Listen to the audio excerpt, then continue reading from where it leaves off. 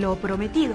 Y es precisamente un enlace telefónico para hablar con el ministro de Justicia y Derechos Humanos, Fernando Castañeda. ¿Por qué? Porque el sábado pasado se publicó una lista de indultos humanitarios otorgados a internos por el presidente de la República, Martín Vizcarra, esto ante el riesgo del contagio del nuevo coronavirus, del COVID-19. ¿Quiénes aplican, quiénes no? Bueno, justamente nos lo va a contar el ministro de Justicia y Derechos Humanos, Fernando Castañeda. Ministro, ¿cómo está? Muy buenas noches. Hola, Carlos, buenas noches. ¿Qué tal? Sí, con mucho gusto. Ministro, cuéntenos un poco en qué consiste, ¿no es cierto?, esta lista de indultos humanitarios y quiénes aplican, porque sé que hay restricciones. Efectivamente, en la semana pasada se publicó una norma que establecía un conjunto de aspectos en relación a los indultos de sentenciados y se establecían, por ejemplo, un conjunto de grupos prioritarios, es decir, hay que establecer criterios claros, transparentes, con la finalidad de que efectivamente se aplique el principio de igualdad en la aplicación de las normas. Y ahí se estableció claramente que las madres gestantes, sentenciados, ¿de acuerdo? Madres gestantes, madres con hijos, hijos que tengan 3 años, menos de 3 años que estén viviendo en el penal, el caso de los enfermos crónicos, el caso de los mayores de 70 años que no hayan cometido delito grave, el caso de aquellos internos cuya condena o pena venza en los próximos 6 meses, y aquellos que hayan cometido delitos y que le hayan impuesto penas menores a 4 años. Estos son los grupos que, según la doctrina nacional y extranjera y los parámetros internacionales, suelen ser grupos de especial, atención para poder aplicar medidas de deshacinamiento. Y lo que ha ocurrido el día de hoy es justamente el egreso de este primer grupo, que está relacionado con la madre gestante, la madre con hijos y una proporción de pacientes o internos enfermos, ¿no? ¿De cuántas personas estamos hablando específicamente? Sí, estamos hablando de un techo máximo, ¿de acuerdo? Máximo de unas 3.000 personas. ¿Por qué? Porque obviamente hay que, tabular un conjunto de criterios, dependemos de la información que el sistema de justicia nos da, porque también, advirtiendo a la experiencia comparada, no queremos que exista reincidencia o que existan afectaciones a la sociedad. Es decir, en otros países lo que ha ocurrido, en algunos de ellos, que la persona liberada ha vuelto a reincidir. Entonces, se está tomando, en la norma se dice, un conjunto de medidas, como por ejemplo que la persona que sea objeto del indulto sea una persona primaria y que además no tenga, por ejemplo, una requisitoria vigente, ¿no?, por la comisión de otro delito, ¿no? Claro que sí. Ahora, pero el día de hoy, ¿cuántas personas han salido y si ha sido a nivel nacional?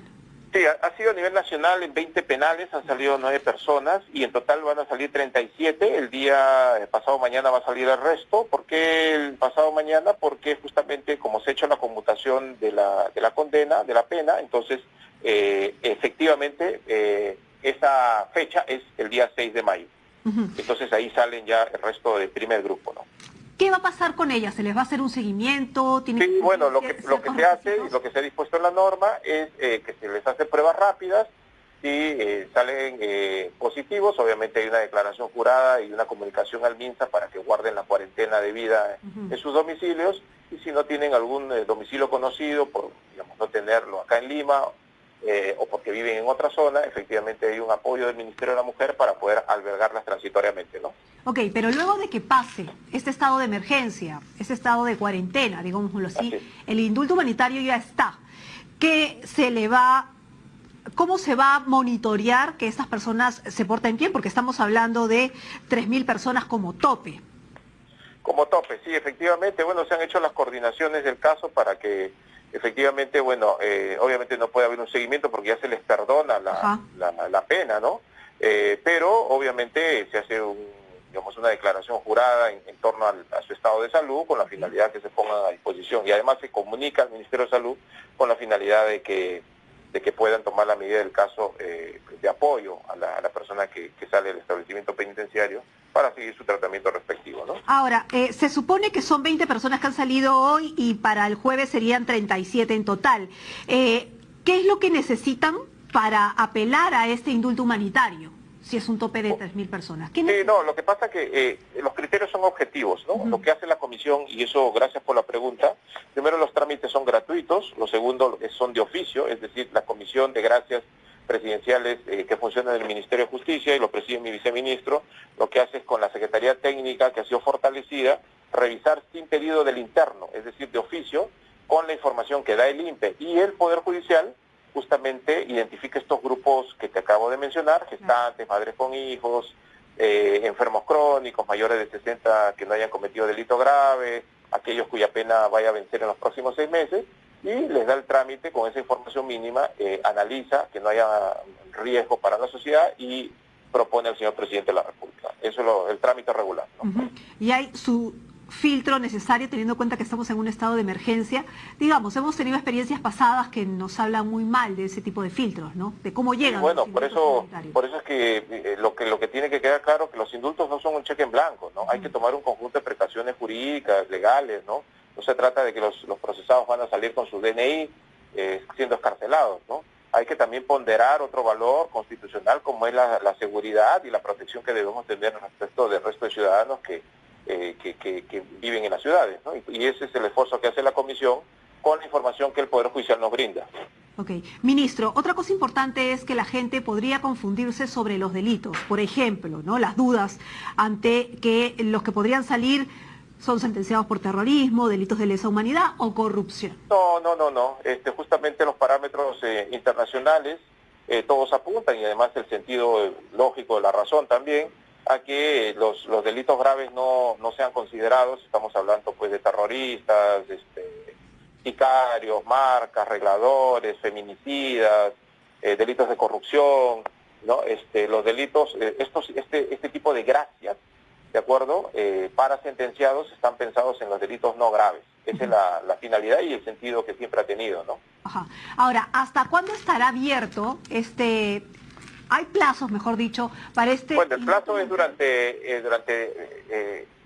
mientras dure la emergencia sanitaria, ¿no? Recordemos que una cosa es la declaración de la emergencia sanitaria que fue declarada por 90 días y otra cosa es el estado de emergencia de aislamiento social, ¿no? Es un plazo más corto. La emergencia sanitaria es mucho más amplia, ¿no? Por eso es lo que quiero decir. ¿Hasta cuándo más o menos la gente podría, o sea, digamos, los reclusos podrían apelar a este indulto humanitario? Sí, bueno, de oficio se va a revisar hasta que durante 90 días, contado desde marzo, estamos hablando de aproximadamente a fines de mayo, junio, ¿no? Fines de mayo, junio. Muy bien, ministro, muchísimas gracias por darnos detalles. A ustedes por la oportunidad, y solamente que seguimos avanzando a toda máquina con los indultos de adolescentes y con la norma para los procesados, que también son una población importante. Ministro, antes de que me vaya, ¿cómo quedó el tema de los penales? ¿Cómo se van a organizar en el tema de los penales? Bueno, venimos trabajando, Carla, fuertemente, ¿no? Se están aplicando pruebas rápidas, yo he pedido pruebas rápidas adicionales. Ahí siempre hay las limitantes que dependemos, pues obviamente nosotros no fabricamos las pruebas, las tenemos que solicitar al sector respectivo.